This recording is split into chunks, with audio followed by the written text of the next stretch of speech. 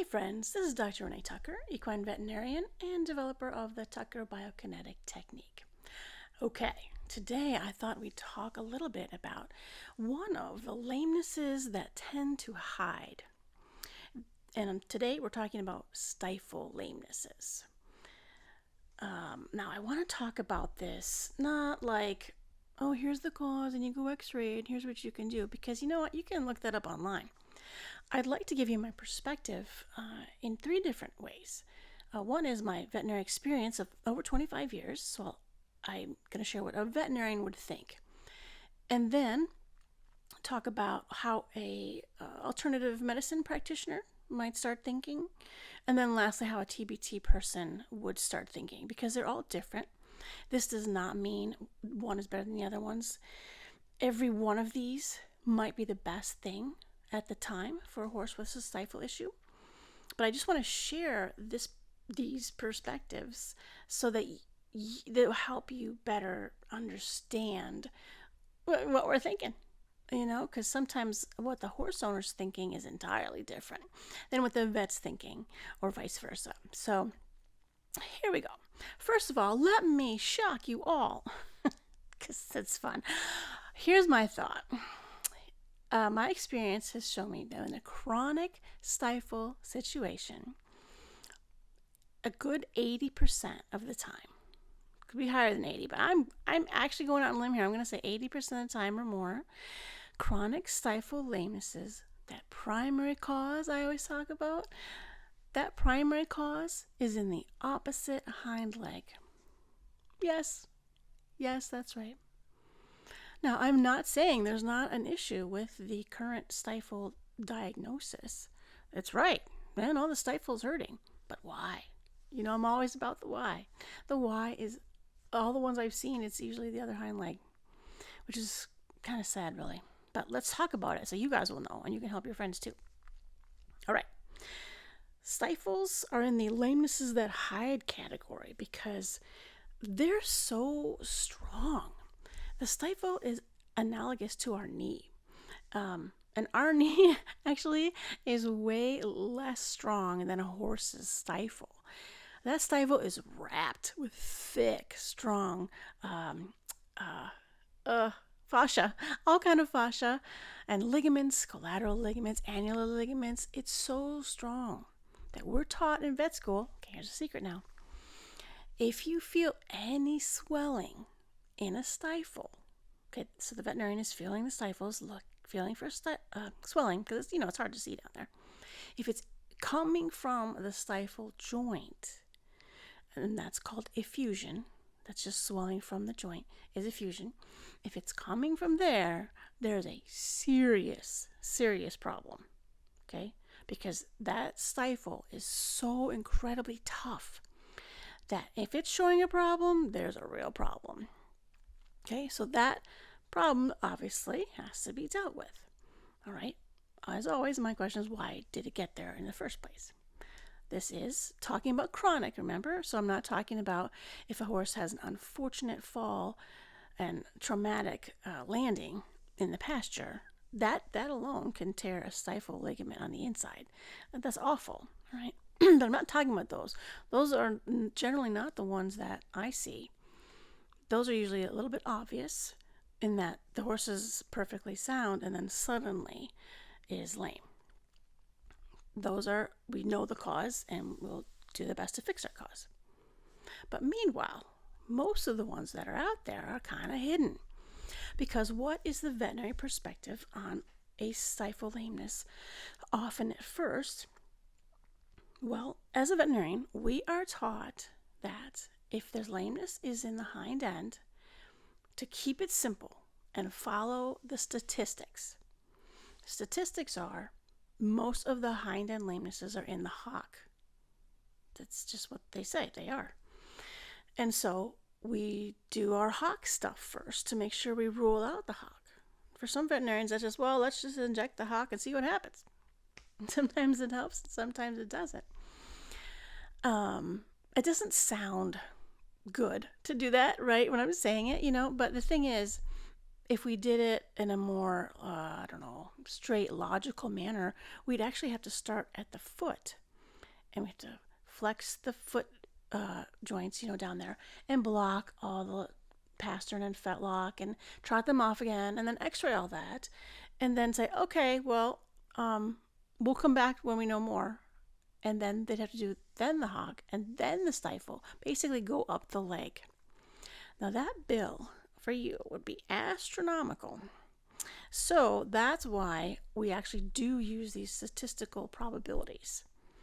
So I'm not trying to blame people here. I'm trying to give you revelation behind why does the vet do what the vet does. The vet's taught to find the pain and fix the pain. And most commonly in the hind leg, the pain is coming from the hock. Okay? All right. But in this hidden stifle lamenesses, they start generally with you being able to feel an offness. So off is where they're not really lame, but sometimes they feel weird or off or crooked, or some people report it feels like they stepped in a hole, but there wasn't a hole, or they tripped, but they didn't really. It's so hard to explain. That's what they tell me, because it just feels wrong. Okay, so now many things can just feel wrong. The stifle is one of them.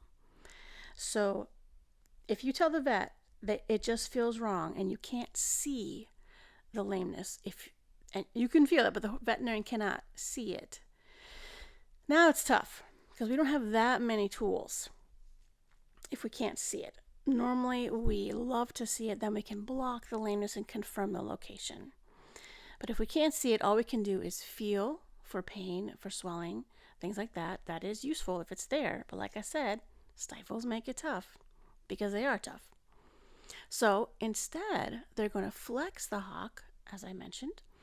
But when you do a hock flexion, it does primarily flex the hock, but it also flexes the stifle. And it does affect the hip, and it does affect the sacroiliac and the lumbar, just to be clear. But for our stifle issue here today, you might get a positive flexion test to a hock flexion test, but the cause was the stifle. Nevertheless, your poor veterinarian is still going by statistics saying that, hey, look, let's just inject the hock and find out. Hey, fair enough. But guess what? As I believe I talked about in an earlier podcast, when you inject any joint, it goes to all the joints. So that's not necessarily bad. I'm just saying it's not that helpful as a diagnostic. All right. So until the point where your veterinarian can take an x-ray of the stifle or block it directly, like into the joint, which isn't that easy, then they can get a real diagnosis if there's something to find in there. And let me give you an example for things you can find in a stifle that would be wrong, is torn stifle ligaments on the inside. You may have heard of, for people, getting a cruciate tear, an anterior cruciate tear, posterior. Those are ligaments that are within the knee, and horses have those as well. And if those tear in a horse, you're going to need surgery. And that's the way it is. That's okay. They can come back from that. And the other common thing would be OCD, which stands for osteochondritis dissecans. Science is so sciencey, isn't it? Look at all those words. Okay. That we have all these words apparently so we can communicate properly in other languages by using sciencey talk, but really it's sort of annoying. Anyways, what it means is the cartilage in the joint is dried up. That's what dissecans means. So it's desiccating, drying. And because it's dried up, it kind of can move away from the bone, kind of flap around in there a little bit. It's not completely off of the bone. That would be a floater, but it's still attached, but not really performing well. So that also requires surgery in most cases. It depends on the veterinarian there and the x-rays. So that's where veterinarians are at with stifle issues. Okay, find the pain, x-ray, possible MRI, and then is it ligaments or OCD, then surgery. That's it. I'm not knocking it. I am sharing with you that's what we got. All right. So an alternative practitioner will do their best to also help with the stifle issue, which has probably been diagnosed already by the vet. They'll come in, and this can be anybody, okay? Any type of modality. And Again, I'm not knocking anything. That all helps. So it's going to be a massage person, acupuncture, Reiki, and anything. We know, all alternative practitioners know, everything is connected. So not only are we going to work on the stifle, but they're going to, let's just go with massage. The masseuse is, do they call it masseuse? Okay, I don't know. But anyways, the massage person is going to work on stifle associated muscles, but also realize that both the hip and the hock, because the stifle is having trouble, they're also going to be overused and sore. So they'll work on the hip and the hock, and they'll go up to pelvis and even maybe lower leg, because they realize it's all connected. Let me help this whole leg and even up to the pelvis. This is wonderful. The horse will love this. So that's great. If you have a really good alternative practitioner, they're going to try to find you some, or really check for some other reasons. Couple ideas they might check for is looking for contracted heels. If you have contracted heels in your horse, particularly in the hind end, it's really, this is the best analogy I got. It would be you wearing high heels, not stilettos, let's be fair, but high heels, and trying to run a track. Okay? It can be done. It can be done. Let's just say those shoes won't come off your feet. It can be done. But you have to move your joints differently than you normally would. And in those cases, the stifle does definitely get overused. So that would be something they would look for. Another nice thing they might look for you is asymmetries in the muscle. They would want to make sure that you have the same muscle development, right hind versus left hind. All those can be clues.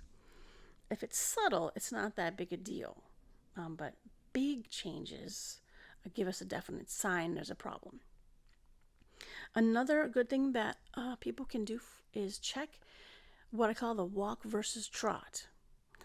So that is, it's a general rule, all right? General, I mean like general, okay? It's not all the time, but it can just help you if you don't know where to start, all right? So if you watch the horse walk, or you can, in this case, you can watch the rider go.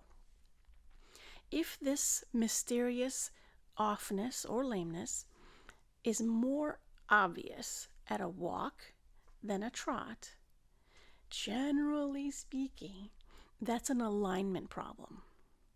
Okay, it's just straight out misaligned. It doesn't work well if it's misaligned. All right, if it's more obviously off or lame at a trot, generally speaking, then that is a soft tissue problem. By soft tissue, we mean pretty much everything that's not a bone. Bones are fairly hard. So soft tissue can be muscle, tendon, ligaments, theoretically fascia, cartilage, that type of thing. But something physical, all right? So that can be helpful, just checking the walk versus the trot and how it compares for that issue. Let's see. Generally, and this is not a dig, this is how we're trained. Veterinarians are not going to watch this lameness at a walk that much. Why? Because it's harder to see the lameness. It's harder to see the head bob at a walk. Usually the trot, because it's more concussive, makes it more obvious. So that's why veterinarians are not typically going to do the walk versus trot. Some might. They might. Let's see. So that will be your alternative practitioner. Oh, and I got a story for you. Okay, look. Why am I bringing this up, you say? Well, I just saw a case a couple weeks ago. This poor horse, 23 years old, paint, sweet old guy. He's doing lessons for the walk trot little kids, right? Well, he's been fine as well as people know. And then he tripped. Apparently, he tripped one day during a lesson. It didn't seem like a big trip. No one fell off or anything. He just tripped in the hind end, and he came up lame. And I'm like, oh, dude, because he's like so lame, so lame. And the vet had already been there, and they're like, the vet can't do anything. And then they call me, and this horse, I'm sorry, I forget his name, but it's just adorable. I want to say Patches, but that's not it. Sorry, non-Patches horse. Okay. He can totally weight bear on his left hind, but he cannot even move his right hind. He can't flex it. Okay. He can put some weight on it. Right? He can occasionally, he'll stand there and put all of his weight on his right hind for a bit. So that's helpful because that tells me it's not broken. If there's a fracture anywhere, they will not full weight bear. Period. Okay? All right. So I know it's not broken, but he won't bend it. So that means he can't walk straight with it. Right? When a horse moves his leg forward, they have to bend the joints to get it to, not run on the ground. So instead, he is bringing his right hind around in a circle. I'm like, oh, this poor guy. Now I'm expecting many things to be wrong in the right hind because that's the lame leg. And there was plenty of misalignments. So I'm like, okay, cool. Got those fixed. And then I checked his symmetries. Guys, I'm thinking that the right hind is the problem. So the right hind will probably have less muscling because it's potentially been a problem for a long time. No, it was shocking. That right hind had double the muscle of the left hind. And I was like, what? Are you kidding me? Guys, that poor guy, he tripped on the good leg. Ow. So he's been having trouble a really long time. I am not joking with my percentages here. I'm not exaggerating. The left hind was almost emaciated. That's too strong. That would be an exaggeration. But compared to the right, it was shocking.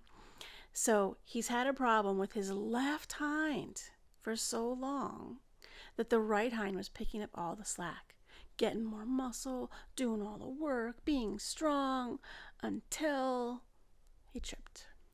And I believe pulled the muscle, and his stifles somewhat involved, but that's not really the problem. The problem is the left hind. So my point is, this has happened many times in my career where I'm working on a stifle issue, and the other leg has less muscle. But I can't think of a case of a chronic stifle where it wasn't the case. That's why I said 80%. So if you've got a stifle issue, please take a look at your muscle symmetries. And of course, your contracted heels and potentially alignments. Hey, before I forget, if you go to one of my websites, wheredoesmyhorsehurt.com, there is a free video series that's for primary cause videos. I'm sorry, I forget our official title, but there's 4 videos. They're less than 10 minutes, 10 to 15 minutes, I think, and they're free. You just sign up so you can get those if you're interested in more kind of how-tos, like what causes what and what you can do, that type of thing, if you would like that. So lastly, as a TBT practitioner, I get to sort of cheat and ask yes-no questions of the horse because energy is awesome. Energy has a positive and a negative, just like a battery or a magnet. We and all living bodies, people, horses, dogs, cats, we are electromagnetic. So you can learn to ask just electromagnetic questions and get yes-no answers. So as a TBT person, I could go to this horse who I was seeing and say, okay, is this leg a primary problem today? And I'd get a yes. Okay, that's pretty obvious, right? Because he's kind of dragging it around. But then I could say, well, is this leg is this, I don't have the exact right words. I'm just trying to give you the idea. Is this issue primarily caused by the right hind leg? And I'd get a no. Is it primarily caused by the left hind leg? Yes. Great. And then you go from there. Is it primarily in the hip or the stifle? I get a yes. Is it the hock? No. Fetlock? No. Foot? No. Trimming? No. You can learn to ask all these questions, as silly as it might seem, in my Where Does My, what? I forgot the name of it again. Yeah, no, that's right. What does my horse want? Okay, that's just a short course that shows you how to do yes no answers. That's our prerequisite to our course where we fix everything in the body. I believe everything is fixable given enough time. All right, I think that's all for now. Chronic stifles, 80% of the time, primary cause is the opposite hind leg. If it's some traumatic stifle case, generally speaking, it's either ligament being torn or strained or OCD. Okay, and I think that is it for now. Please do let me know any questions you might have. I really appreciate everyone who's commented and shared. I appreciate that. I got my report from last year, and this podcast has gone to 41 countries, and I am really shocked and happy and really appreciate everybody listening. I really appreciate your time. Sorry, I've been really mumbling my words today, but hopefully you all can hear me and feel my appreciation for you. All right, I'll talk to you guys later. Bye-bye.